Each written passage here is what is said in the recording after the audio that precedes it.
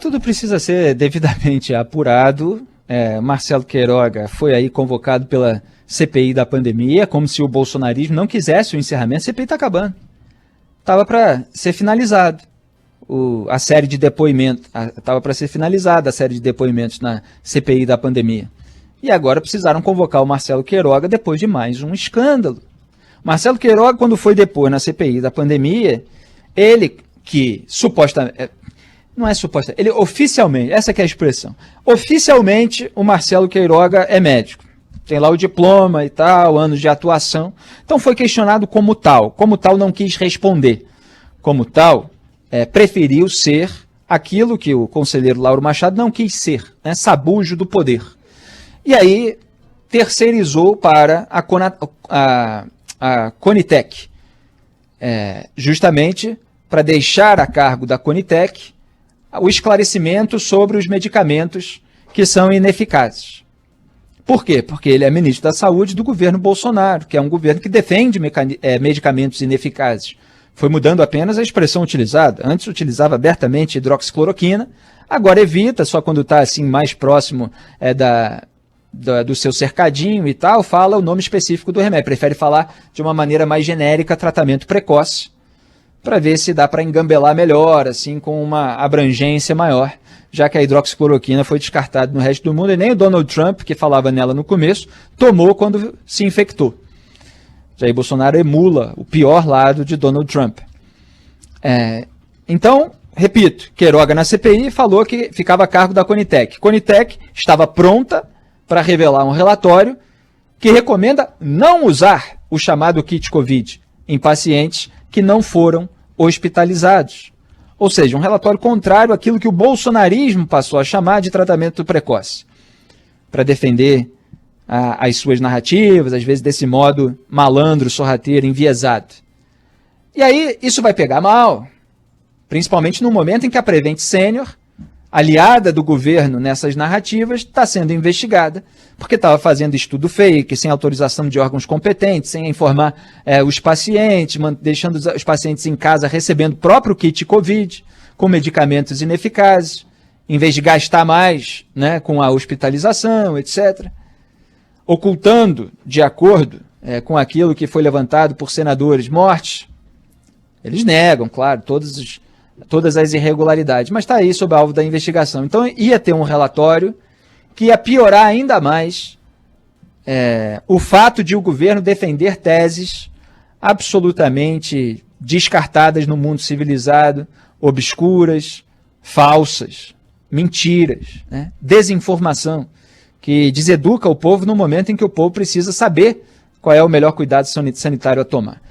Então há uma interferência política para evitar que esse relatório venha à tona, porque o presidente quer que o relatório saia como o Marcelo Queiroga, que só fala aquilo que ele quer. É isso que ele quer.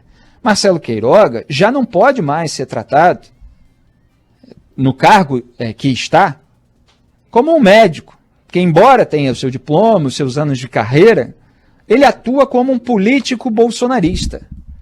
Eu chamava de malabarista da saúde, desde o começo, desde antes de ele assumir o cargo. Quem acompanha esse programa sabe. Por quê?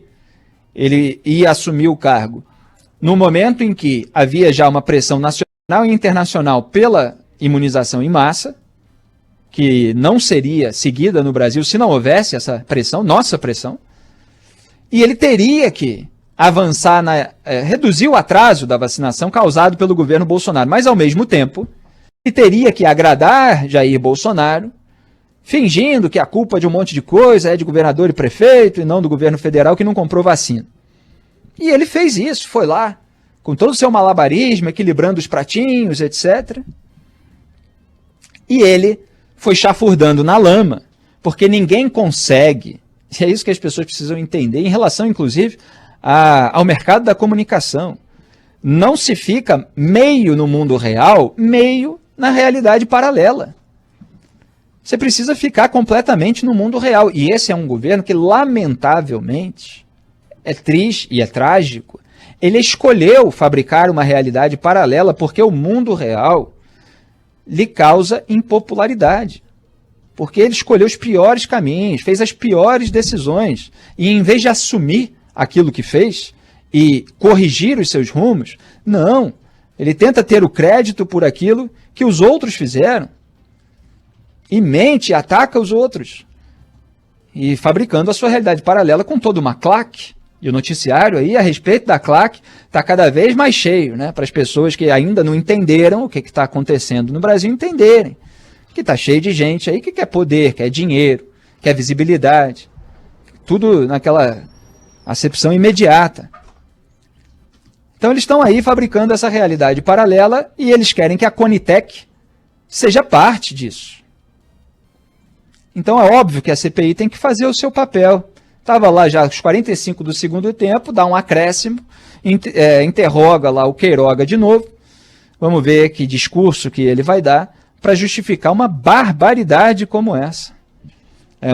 Mas que não é novidade no bolsonarismo. E que torna o Brasil essa república de bananas, onde não tem arestas morais, institucionais, não.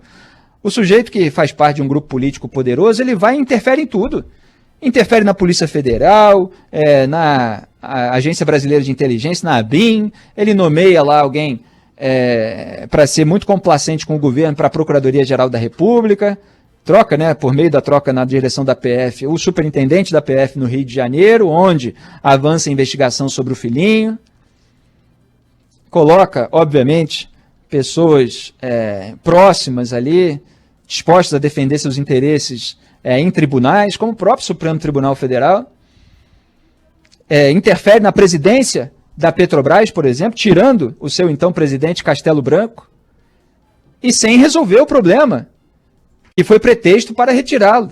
Tá, o problema até hoje vigora, como eu falei que ia acontecer quando estreiei aqui na Band News FM, a alta do preço dos combustíveis, porque varia em função do preço do barril do petróleo, mercado internacional e principalmente a variação do dólar, sendo que esse é um governo que não faz o avanço das reformas econômicas e, portanto, e ainda gera instabilidade o tempo todo, portanto, você tem a alta do dólar e aí você, por consequência, tem a alta da gasolina, você tem a alta dos alimentos, inclusive, você tem inflação no Brasil. Quem está faturando é o Paulo Guedes na sua offshore, em dólar. Então é assombroso, é macabro o que está acontecendo e eu não posso fugir aos meus princípios, aos fundamentos das minhas análises para mostrar aquilo que está acontecendo para os ouvintes. Eles estão interferindo num relatório independente contra medicamentos ineficazes, quer dizer, é um relatório que poderia ser correto para a população brasileira ter ainda mais certeza, se é que ainda não tem, daquilo que ela deve fazer no meio de uma crise sanitária, quando tem em circulação um vírus potencialmente letal.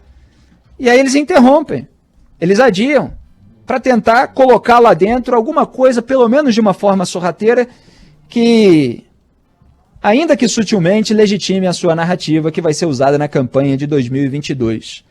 É nojento, né? É nojento.